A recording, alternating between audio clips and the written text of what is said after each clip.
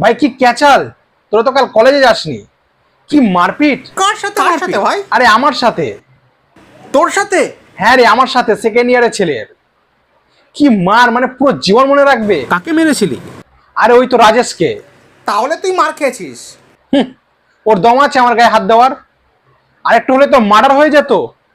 পুরো কলেজ তাকিয়ে আছে হাঁ করে, কেউ কিছু বলতে পারছে না। শেষে আমি বললাম, আরে কেউ বাঁচা আমাকে। মানে আমি এত রেগে গেছিলাম, কেউ আমাকে থামাতে পারছিল না। যে আমাকে থামাতে আছে তাকে ধাক্কা মেরে দিচ্ছি।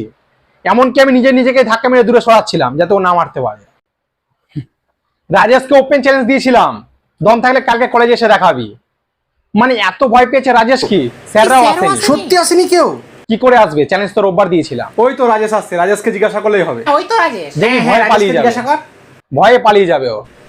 তুই কোথায় যাচ্ছিস রে? যাচ্ছিস কোথায় কে তুই? পালাবে সেটা তো বলিনি।